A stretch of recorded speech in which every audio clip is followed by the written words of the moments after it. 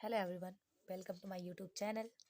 आज हम class 10th home science में पढ़ेंगे। होम साइंस का पढ़ेंगे। इसके पहले वीडियो में हमने स्पंज विधि के बारे में जाना था। स्पंज विधि क्या है, स्पंज विधि किस रोग की अवस्था में की जाती है और क्यों की जाती है, इन सब चीज़ों को जाना था। और आज हम पढ़ने वाले हैं रोगी को या किस रोग की अवस्था में बर्फ की टोपी का प्रयोग किया जाता है, गर्म पानी की बोतल का प्रयोग किया जाता है, भपार कब दिया जाता है, शेक कब दिया जाता है, इन सब चीज़ों के बारे में आज हम पढ़ने वाले हैं। तो चलिए अब अपने टॉपिक को स्टार्ट करते हैं।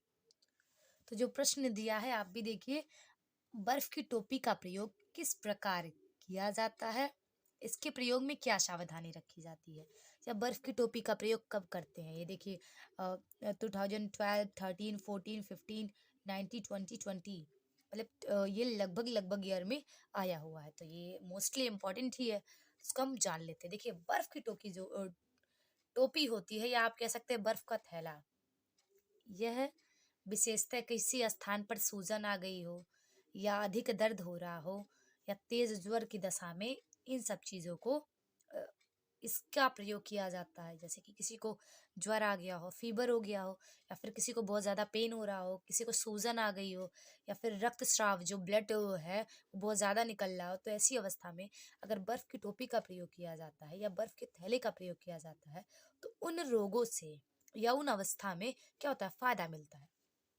अब जानते क्या हैं कि बर्फ की टोपी का प्रयोग करते कैसे हैं। तो देखिए बर्फ की थैली या टोपी को इस्तेमाल करने के लिए सर्वप्रथम थैली में बर्फ के टुकड़े भरे जाते हैं। उसके पश्चात कुछ नमक डाला जाता है, और नमक डालने पर बर्फ का ताप घट जाता है तथा बर्फ देर से पिघलती है।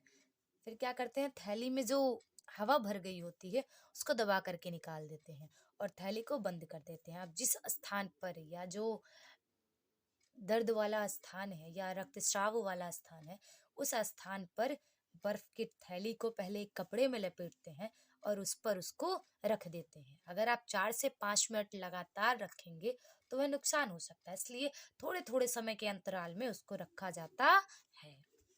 तो आपको समझ में आ ही गया होगा, बर्फ की थैली का प्रयोग अगर कहीं रक्त शोषण हो गई है, या रक्तस्राव हो रहा है, या फिर असहनीय पीड़ा हो रही है, तो ऐसी अवस्था में किया जाता है। और ये किस प्रकार प्रयोग किया जाता है इसको भी आप जान गए हैं।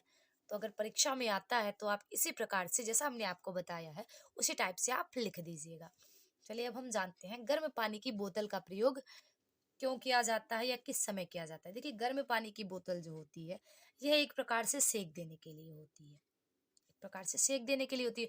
और हमारे ख्याल से ये सामान्यतः ना ज्यादातर घरों में प्रयोग किया जाता है। अगर किसी को ज़्यादा दर्द हो रहा है, या फिर ऐसा समझ लीजिए दर्द होने लगा, या कुछ ऐसी समस्या हो गई, स्पेशली पेट में दर्द होने से, या कमर में दर्द हो रहा है, इन सब चीज़ों में ज़्यादातर गर्मी की थैली का प्रयोग किया जाता है। अब इसका प्रयोग कब किस प्रकार किया जाता है इसको जानते हैं। तो देखिए गर्म सेक प्रदान करने की एक विधि होती है, गर्म पानी की बोतल या सेक द्वारा।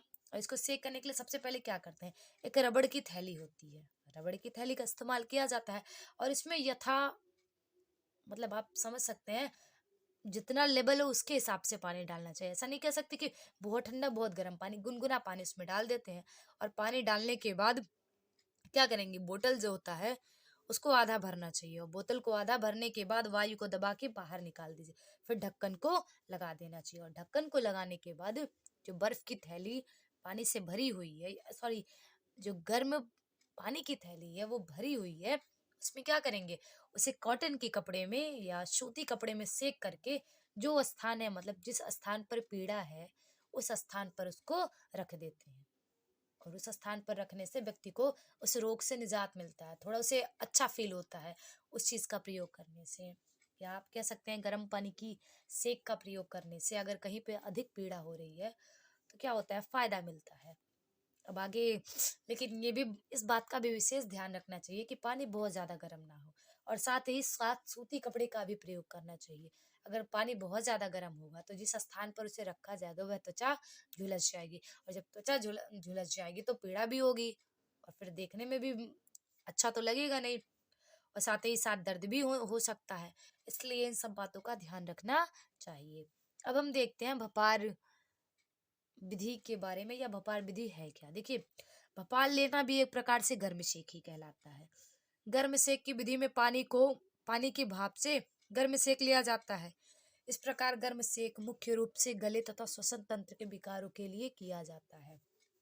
जैसे आप लोग को पता होगा, अगर किसी को सर्दी हो जाती है, ज्यादातर घरों में होता है ना, तो सर्दी हो जाती है, क्या करते हैं, एक कोई पात्र लेते हैं, या मान लिया कोई बाउल ले लिया या कुछ भी ले लिया, उसमें क्या करते हैं, पानी थोड़ा सा गर्म पानी डालते हैं और वो डाल देते हैं, दवाई डाल देते हैं। दवाई आती है ना, तो विक्स वगैरह डाल देते हैं या विक्स एक्शन डाल देते हैं। उसके बाद क्या करते हैं, तौलिए से या कंबल से सारे फेस को, उस भगोने को कवर कर लेते हैं। मतलब पहले बर्तन रहेगा, उस बर्तन के ऊपर मुख रहेगा, थोड़ा ऊंचाई पर मुख रहेगा, और ऊपर से उसके ऊपर क्या करते हैं, वो कंबल या तौलिया वगैरह कुछ रख लेते हैं, जिससे जो बाहर की वायु है वह अंदर ना आ सके, और जो अंदर की वायु है वो क्या होती है, सीधे श्वास में चली जाती है। और जब सीधे श्वास में जाती है तो श्वसन मार्ग जो होता है उसकी शिकाई हो जाती है, और जब श्वसन मार्ग की शिकाई हो जाती है तो जो विकार हुआ होता है श्वसन तंत्र में, या टांसिल बढ़ गया हो, या गले में दर्द हो रहा हो, या बलगम अधिक निकल रहा हो, तो क्या होता है, उसमें फायदा मिलता है।